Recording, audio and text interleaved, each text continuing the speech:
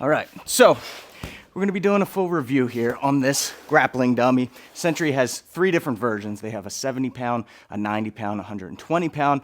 I wanted to go with the 120 pound dummy because I really wanted to work on my takedowns. And the weight distribution of this is really nice, and it's a great workout. So we're gonna talk about some of the features, some of the drawbacks, and then the ways that you can use this yourself, and ultimately talk about, is it worth it to invest in a grappling dummy? But I asked for you all to vote on Instagram for a name. We had some great acronyms. We got Mad Dog, which was martial arts dummy down with grappling. And then we got Sid, stand-in dummy. That's one that we went with. So Sid, why don't you show them what you're good for and why you're gonna be a reoccurring guest here on the Fight Tips channel. So let's get to it. You'll see that this thing is hefty. The construction is really durable. And I'm out of breath even just lifting this thing up. And for some that may be a drawback, but for me, that's exactly what I wanted. So you can get the 70 or the 90 pound one, but I wanted one that I really had to kind of get a workout in every time I had to move this thing around. Quick disclaimer, I'm a white belt. I'm in no position to be teaching jiu-jitsu, judo, wrestling, any of that. I'm a striking coach. I've been striking my whole life, and I have been slacking on my grappling, and that's one of the reasons why I got Sid.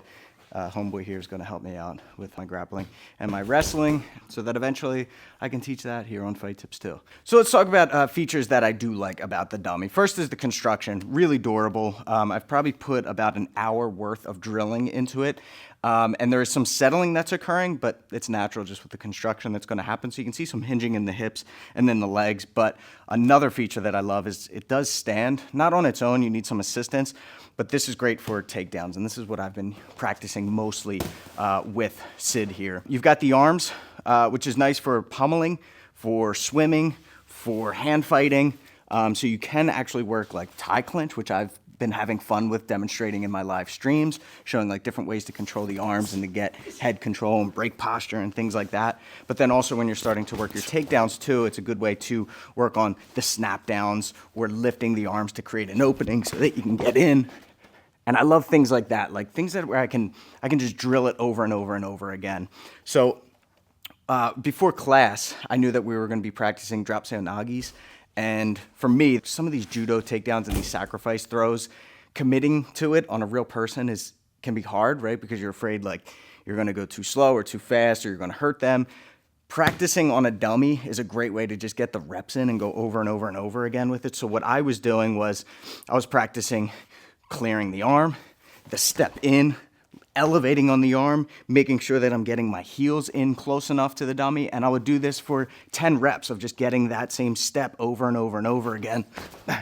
And then eventually when I actually go for the throw, I would do 10 reps of that and fully commit to it. So I'm opening it up, stepping in, up. So the way that I've personally been practicing is I'll do a takedown, I'll do some sort of positioning, and then a submission. And I'll do 10 reps of that. I really want to be able to chain all of that together. And what's really helped when I go live with people is knowing we're going to start standing, being more confident in my takedown, and then as soon as we hit the ground, right away I'm going into a good position to some sort of submission. So what that looks like is I'll practice clearing the arms, lowering my level, penetrating into the hips, and then I'll get the takedown. And you'll see how much resistance there is just with a 120-pound dummy, where like this is, it makes me work. It forces me to work. And you'll see the drive that it takes for me to get Sid down. So go, right? So right away, I get to my side control. And turn for the sake of the angle. I get to side control. I make sure I'm securing the hip.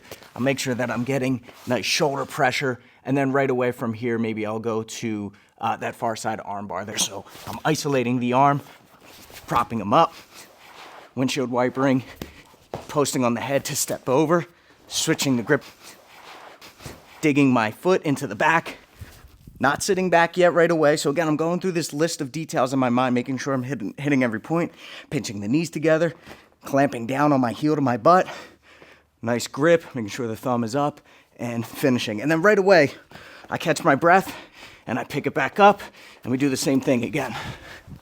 All right, so now maybe I practice the other side. So lift up on the arms. Hit side control again. Maybe this time I want to hit the near side arm. So now I'm gonna baseball slide, control the arm, switch the hips, step over the head, and then lock up that arm from there. Throwing around a 120-pound dummy, for me, is perfect. We're about the same height. I'm 5'8", I'm 150, but I think any heavier would be too heavy for me.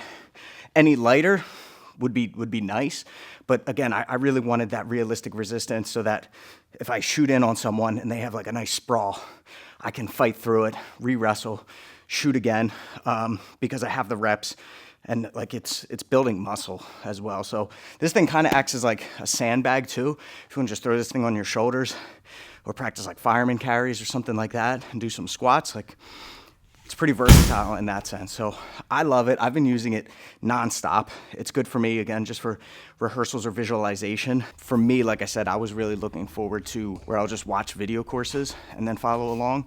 Or like I know I have blue belt test coming up. I want to make sure that I can practice teaching. Right, so for the blue belt test, we have to be able to teach and go through the movements as we do it. So for me, it's a good time to rehearse what I'm trying to achieve, which is ultimately, you know, I would like to coach jiu-jitsu down the line. So I know that teaching and having the fine details is really important. So sort of like rehearsal and practicing for testing, and then eventually to be in front of a class setting and teach is really nice to have the dummy in that sense. But then also just going through the reps with my wrestling and my jiu-jitsu positions. Both standing to have different realistic targets from practicing my striking. I can just prop it up against the wall. Now, another thing I like using this dummy for is developing choke endurance, right? Applying proper pressure, but breathing through it so that I don't burn my arms out and get tired, right? But this is absolutely perfect for that. Let's talk about some drawbacks though. So I was going to list this as a way to use it and say you could practice your lapel chokes, but an A2 gi doesn't fit past the arms and I can't get the second arm in. So let's see if we can just sort of drape it around the neck. And this could be a way for us to still practice our chokes.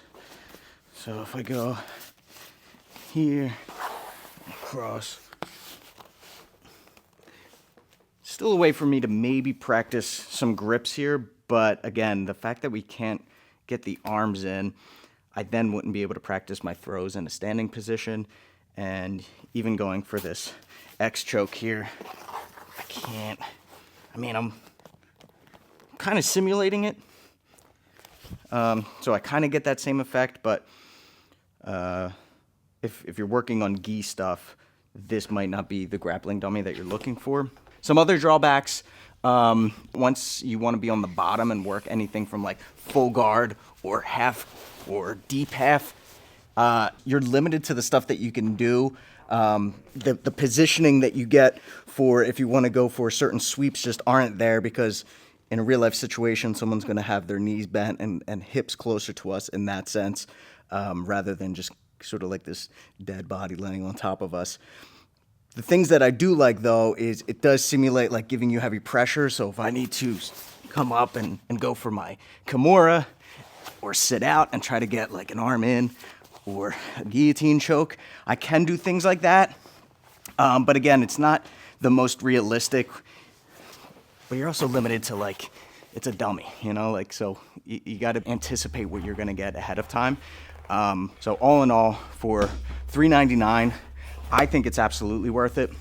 I've seen a lot of reviews online where people say grappling dummies aren't worth it because most people just let them sit in a corner and collect dust. But to me, that's not the dummy's fault. That's the dummy who bought the dummy's fault for not using it. I love this thing. I've only had it for a couple of days, but again, for the reasons that I need it for, which is my wrestling, it's being more confident in my fundamentals, it's practicing things from class or watching stuff online, which we do have a full white to blue belt course coming out early next year that I'm really excited about. I'll just prop my laptop up and practice going through the different teachings from the coach, and I'll practice it on Sid, and to me, that's, you know, super beneficial, and I really see that transferring over into when I'm actually live rolling with a human being.